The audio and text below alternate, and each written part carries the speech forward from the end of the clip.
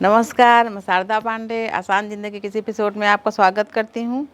आज मैं आपको बताऊँगी मई महीने यानी बैसाख महीने के सभी जितने शुभ मुहूर्त हैं, यानी विवाह मुहूर्त, उपनयन संस्कार मुहूर्त यानी जनेऊ मुहूर्त, मुंडन मुहूर्त, गृह प्रवेश, गृह प्रारंभ यानी नींव पूजन, अन्नप्राशन, नामकरण, ये सभी मुहूर्त बताऊंगी। क्या है, अलग अलग पंचांग में या कैलेंडर में अलग अलग थोड़ा बहुत फेर बदल होते हैं। जैसे जो मुहूर्त मैं बता रही हूँ, हो सकता है इसमें एक दो आगे पीछे भी हो। आगे पीछे यानी जैसे मैं बताऊंगी कि जो विवाह मुहूर्त है या गृह प्रवेश मुहूर्त है वो कब कब मई को है, कब कब वो है। तो जब हम पूजा कराने जाते हैं पंडित जी से तो उनसे भी पूछते हैं, तो पंडित जी सही सही कन्फर्म करके बताते हैं कि हाँ ये मुहूर्त ठीक है। जैसे आपको कुछ कराना है तो पहले से आप जान लें, फिर पंडित जी से उसको कन्फर्म कर लें कि हाँ ये मुहूर्त ठीक है, इसमें हम ये मुंडन है, नामकरण है, अन्नप्राशन है कराने जा रहे हैं। तो अभी अप्रैल महीने में मैं बोली थी हर माह का दूंगी, तो अप्रैल महीने में मैं नहीं दे पाई थी, तो आपको मई महीने का दे रही हूँ मुहूर्त। आप इसको नोट कर लें या सर्च करके देख भी सकते हैं। तो मई 2022 के सभी शुभ मुहूर्त मैं आपको दे रही हूँ। तो सबसे पहले आपको मैं दूंगी विवाह मुहूर्त। विवाह मुहूर्त दे रही हूँ। तो विवाह मुहूर्त 2 मई सोमवार बैसाख शुक्ल पक्ष दूज को विवाह मुहूर्त है। तो उसमें क्या होता है, कभी कभी जैसे कि जो ये नक्षत्र वगैरह होते हैं, तो जब विवाह का समय होता है उस समय पंडित जी निर्धारित करते हैं कि भद्रा या कुछ भी नक्षत्र इधर उधर रहते हैं, तो विवाह का जो सिंदूर पड़ने का, फेरा देने का जो मुहूर्त होता है वो निश्चित किया जाता है कि कितने समय में शुभ मुहूर्त है, उसी समय में सिंदूर डाल के फेरा वगैरह होता है। तो 2 मई सोमवार बैसाख शुक्ल पक्ष दूज में एक विवाह मुहूर्त है। दूसरा है 4 मई बुधवार बैसाख शुक्ल पक्ष विनायक चतुर्थी के दिन शुभ मुहूर्त विवाह मुहूर्त है। फिर है 9 मई सोमवार बैसाख शुक्ल पक्ष अष्टमी को भी है विवाह मुहूर्त।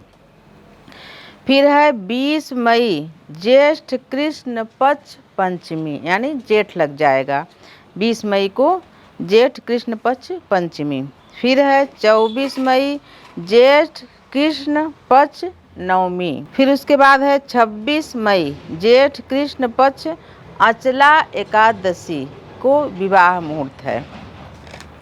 फिर है 31 मई जेठ शुक्ल पक्ष एकम यानी प्रतिपदा।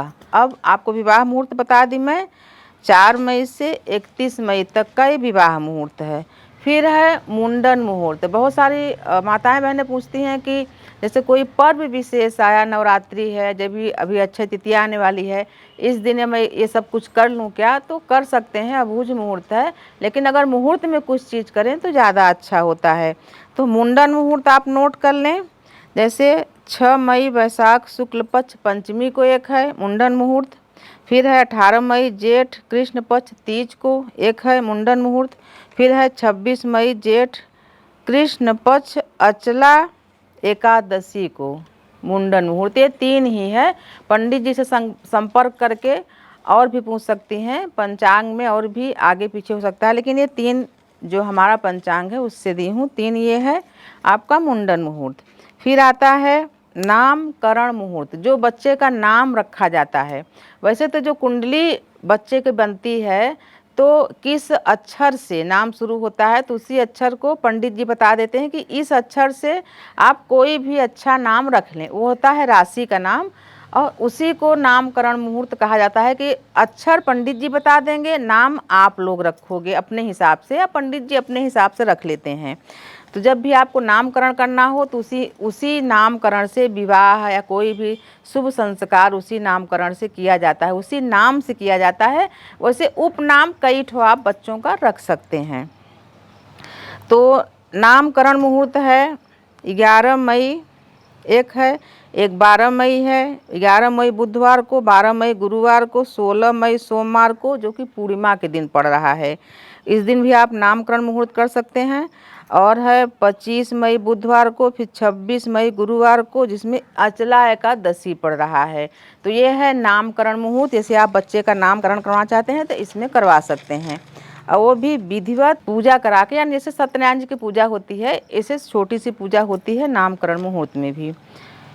फिर अन्नप्राशन, जैसे बच्चा 6 महीने का न होने पाए, यानी जैसे 6 महीने का क्रॉस न करने पाए, उसके अंदर ही 5.5 महीने का हो जाए, उसी के अंदर ही अन्नप्राशन मुहूर्त होता है, जिसमें चावल और दूध की खीर बनाई जाती है और मामा चांदी का चम्मच और कटोरी लाते हैं और मामा ही अपने भांजे को खिलाते हैं। मामा मामी बुआ कोई भी ये सब खिला सकते हैं बच्चे को। पहली बार अन्न खिलाते हैं, फिर बच्चे को अन्न खिलाने लगते हैं। ये 16 संस्कार में ये सभी संस्कार आते हैं।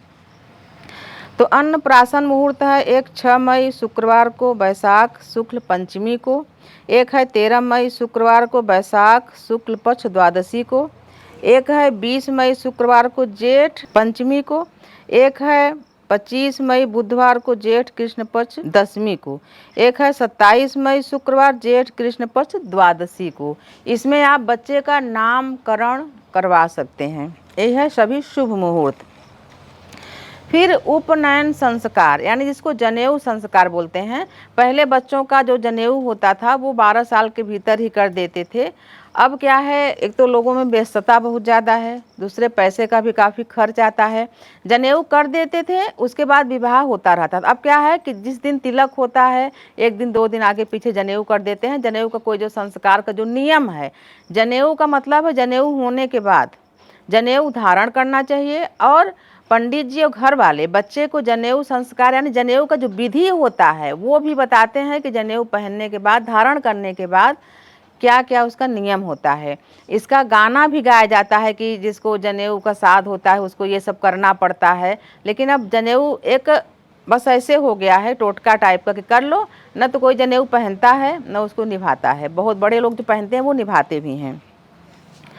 तो मैं आपको बता रही हूँ उपनयन संस्कार यानी जनेऊ संस्कार। तो 5 मई गुरुवार को, एक है 6 मई, फिर 13 मई बैसाख शुक्ल पक्ष द्वादशी को, यह है जनेऊ संस्कार। इसमें जनेऊ संस्कार कर सकते हैं। 20 मई शुक्रवार को जेठ कृष्ण पक्ष पंचमी को है। इतने हैं जनेऊ संस्कार, यानी कि जनेऊ इसमें कर सकते हैं। जनेऊ के साथ साथ तिलक वगैरह होता है वो सब भी इसमें कर सकते हैं। तो आपको बताऊंगी गृह प्रारंभ यानी नींव पूजन मुहूर्त। तो एक है 11 मई बुधवार को, 12 मई गुरुवार को, फिर 13 मई शुक्रवार बैसाख शुक्ल पक्ष प्रदोष को। तो ये है नींव पूजन मुहूर्त। जिसको भी घर बनवाना है, नींव पूजन करना है, इसमें कर सकते हैं। अब ध्यान से सुनिए, बहुत महत्वपूर्ण गृह प्रवेश मुहूर्त जो है 7 मई बैसाख शुक्ल पक्ष छठ, 11 मई बैसाख शुक्ल पक्ष दशमी, 12 मई को है मोहिनी एकादशी, बैसाख शुक्ल पक्ष मोहिनी एकादशी के दिन भी है। 12 मई को फिर 13 मई बैसाख शुक्ल पक्ष प्रदोष को है, फिर है 14 मई, फिर है 25 मई, फिर है 26 मई। जितने हैं मतलब कि मई में शुक्ल पक्ष में कृष्ण पक्ष में जितने भी हैं आपको बता दी हूँ गृह प्रवेश मुहूर्त। जैसे प्रश्न आप लोग करते हो कि कृष्ण पक्ष में करना चाहिए कि नहीं, तो विवाह भी हर शुभ कार्य कृष्ण पक्ष में भी होते हैं और शुक्ल पक्ष में भी होते हैं।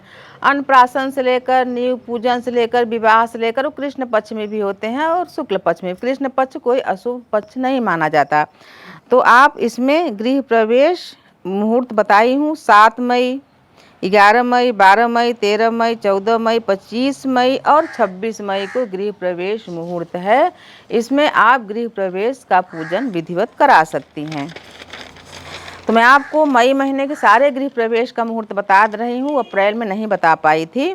तो अब व्यापार मुहूर्त, बहुत सारे लोग व्यापार प्रारंभ करना चाहते हैं। वैसे मैं कमेंट में बता देती हूँ, लेकिन एक वीडियो बना देती हूँ कि सभी लोगों को आराम हो जाएगा। तो व्यापार मुहूर्त, जब भी हम कोई व्यापार शुरू करना चाहते हैं तो शुभ मुहूर्त में ही शुरू करना चाहिए। इसी प्रकार से जब वाहन वगैरह हम खरीदते हैं, चाहे छोटा वाहन हो बड़ा वाहन हो कुछ भी हो, कोई मशीनरी की चीज़ें खरीदें तो वो भी शुभ मुहूर्त में ही खरीदना चाहिए। उससे क्या होता है, और उनकी पूजा भी करनी चाहिए कि वो सब चीज़ें दीर्घकालीन तक आपके साथ आपको सुख पहुंचाती हैं। तो व्यापार मुहूर्त है 11 मई बैसाख शुक्ल पक्ष दशमी, 12 मई बैसाख शुक्ल पक्ष मोहिनी एकादशी, 16 मई बैसाख पूर्णिमा, 20 मई जेठ कृष्ण पक्ष पंचमी और 26 मई जेठ कृष्ण पक्ष अचला एकादशी, 27 मई जेठ कृष्ण पक्ष प्रदोष। ये है व्यापार मुहूर्त। पहले उनसे बात हुई थी, तो जैसे कूलर ठीक कराओ तो पंखा खराब होता है, पंखा ठीक कराओ तो कुछ खराब होता है, कुछ ठीक कराओ तो कुछ खराब होता है। इसमें धन भी अपव्यय होता है और परेशानी और दिक्कत भी होती है। तो मैं उनको बताई कि शनि जितनी भी मशीनरी चीज़ें होती हैं, लोहे की चीज़ें होती हैं, वाहन होते हैं लोहे से संबंधित, ये सब शनि से संबंधित होते हैं। वाहन वगैरह शुक्र से, कहा है कि ये वैभव प्रदर्शित करते हैं तो शुक्र से भी संबंधित होते हैं। तो उनको मैं बताई कि आप उनको और कोई व्रत बताए थे, कोई व्रत करती थी, मैं बोली आप शनि का व्रत करें, तुमको काफ़ी फायदा हुआ। तो इस मुहूर्त के साथ साथ ऐसे आप लोग का ये भी प्रश्न रहेगा कि वाहन खरीदने का मुहूर्त नहीं बताए, तो आपको मैं प्रश्नों के उत्तर में बता दूंगी। तो जैसे कि आप कोई भी मशीनरी चीज़ें खरीदो, मशीनरी चीज़ें में बहुत सारी चीज़ें होती हैं, जैसे कि फ्रिज हुआ, कूलर हुआ, तो जब भी आप इनको खरीदें तब इसके साथ बच्चों के लिए खिलौना भी खरीद के और दान कर दें, घर में अपने बच्चों को भी दें। खिलौने में कोई महंगे खिलौने नहीं जरूरी कि आप महंगे खिलौने खरीदें। खिलौनों में बेसिक खिलौने क्या होते हैं, पहले लकड़ी के खिलौने आते थे, डुगडुगुआ बजाने वाला कुछ भी, अब तो सब प्लास्टिक के आते हैं। तो झुनझुना हुआ, गेंद हुआ, कुछ भी हुआ, सस्ते खिलौने भी आते हैं। तो मशीनरी के साथ उनको भी लाएं और अपनी मशीनरी की पूजा करें, जो भी करें, और बच्चों को उसी दिन खिलौनों को बांट दें। इससे क्या होता है कि जो मशीनें ख़राब होती हैं, बार बार टूटती हैं, वो नए हैं तभी से ख़राब होने लगती हैं। सिलाई मशीन उसीन कभी कभी नया है तभी से सुई टूटना, या फंसना, धागा फंसना, ये सब होने लगते हैं।